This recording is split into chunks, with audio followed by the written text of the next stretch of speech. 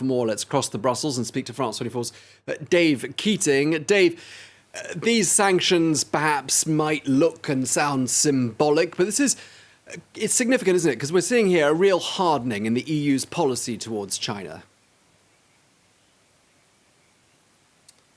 Yeah, this is a really significant diplomatic dispute developing here, and it seems to be getting worse by the hour.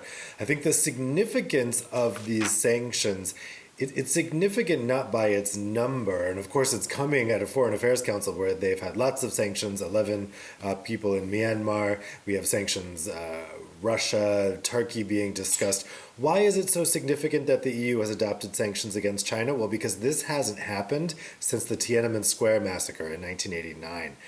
So this is a really, really big departure from existing EU policy when it comes to China.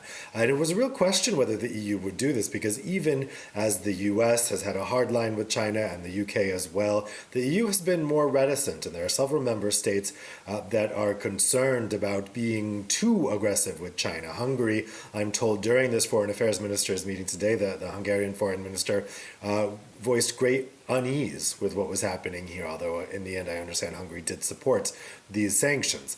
It's a huge, huge departure for the EU to be openly criticizing China so much and going as far as sanctions, and I think that explains the very extreme response we've had from Beijing.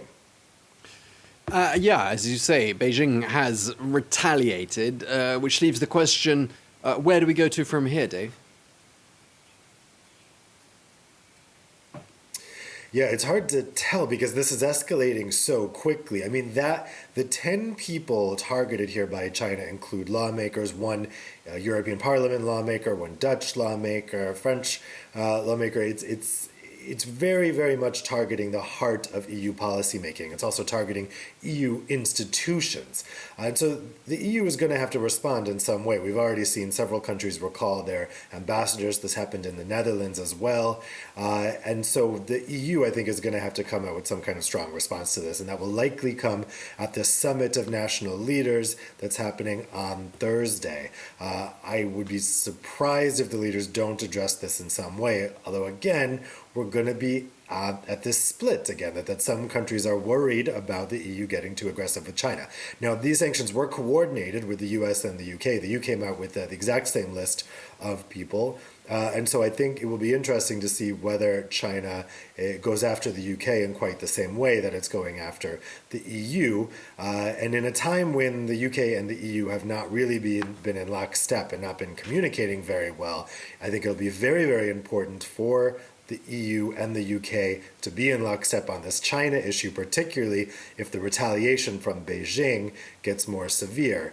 This will absolutely be a topic discussed with the US Secretary of State Antony Blinken when he meets with EU leaders tomorrow.